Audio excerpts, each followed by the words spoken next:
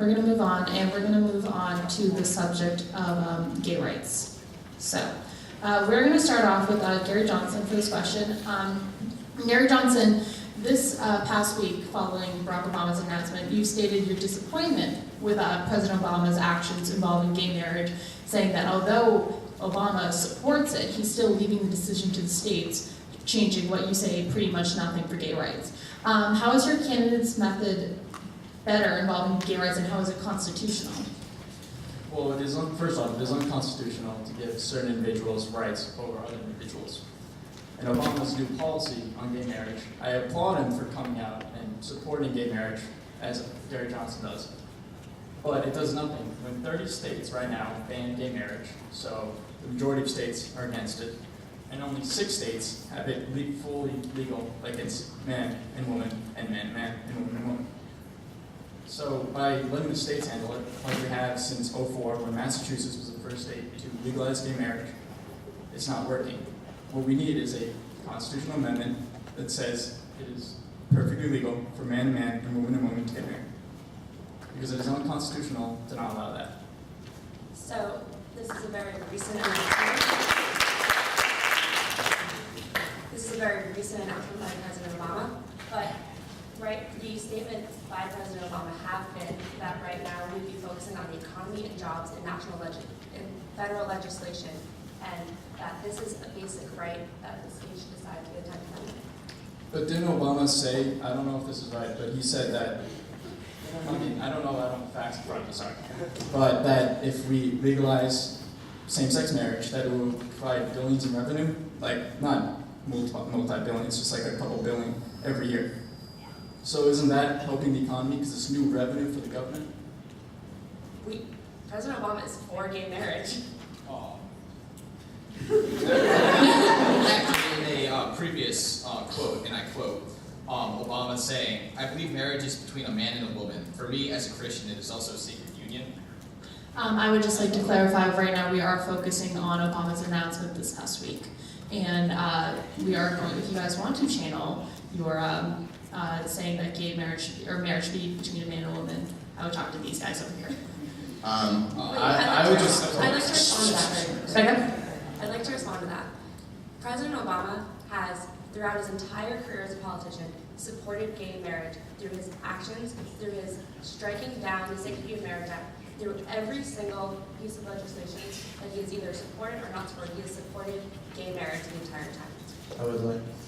That is not true. Barack Obama, throughout his first term, was a straight-up civil union guy and said he did not personally believe that marriage should be between a man and woman. And though early on in his Senate career, he said that he was in support, not a huge supporter, but in support of gay marriage, by the end of that term, he had switched it to a civil union guy. And he himself has said that his position has constantly changed and, to use his exact words, evolved. Now, Romney, while I believe for a short time he considered civil unions, has consistently said marriage is a relationship between one man and one woman. But he says that, to quote, "I'll do my very best to connect with the American people on the issues that they care most about." Now what he was saying within that statement was that while he personally believes, as a Mormon, that marriage is between one man and one woman, he's willing to work within his party, within his country, to see what it is they want. And he's considering the issue is not something he's married to, that he would be willing to change and adapt if that is what the face of the American people want. And though Obama has just now come out and said, I'm for same-sex marriage, he'd use the word personally, while Romney, since 1994, has been working within Loghouse Cabinet Republicans to work on getting a strong gay presence in the Republican Party, and has, marriage aside, fought for equal gay rights in the workplace and other areas. I do have a question for Mitt Romney. Mitt Romney, doesn't your proposal for a constitutional amendment making gay marriage illegal kind of go against what you've just said? And not only does it go against what you just said, being a supporter of gays, but also goes against the 10th Amendment? No, actually, because our proposal is to amend the Constitution. Amending the Constitution doesn't go against the 10th Amendment, because in that situation, the Constitution would grant that right to the federal government. First of all. Second of all, I find it interesting that the president, who has flip-flopped on this issue, is hiding behind the 10th Amendment when it could so easily be passed as an amendment to the Constitution. It's also fairly interesting that just as the tides are shifting, just as more Americans are starting to come out in support of gay marriage. The president chooses election season to switch his view, and he claims that his views have evolved when in reality they have devolved and then re-evolved. Would you like to talk about flip-flopping? Because Romney has flip-flopped on gay marriage. I'm talking about flip-flopping on this issue. You did just bring up flip-flopping, As- brought into the debate. Yeah, as Mark just pointed out,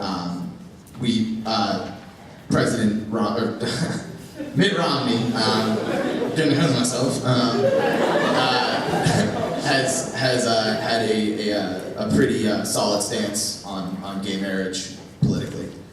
And I'm sorry, let me just add on. And his flip-flopping within this issue has been, the core has been cap marriage is between man and woman. And any flip-flopping on this issue has only been combined with his advice with his people. It's been more of an adaptation than a complete turnaround. And President Obama's flip-flopping has not been on the rights of gays, it has been on the term that they're using. Mr. Romney, sorry. Back in 1994, you claimed that you'd be an advocate for gays when you were trying to win the governorship in this political state, when you had plans to run for it. Did we say that we would be an advocate for gay marriage or an advocate for gays? Are those We never specified that. We never said that we would be pro-gay marriage. We said that we'd work for gay rights, which we have continually kept and worked with gays within the Republican community in order to work for equal rights for them besides marriage, which isn't a debatable whether it's a specific let me right. clarify. So, Mr. Romney has said, yes, I'm going to support gay people and you can do whatever you want, but you can't get married. So let's go back in history. There have been several candidates that have said, yes, I'm going to support women, but they should not be able to vote. Further back, yes, blacks are great, but they can't vote. So I find it somewhat ridiculous that you would compare stopping blacks from voting to allowing gays to marry. Alright, so That's racist, dog. if a millennial woman want to get married, they are allowed. They have certain rights that normally people cannot have with another person. Like they can have a combined bank account.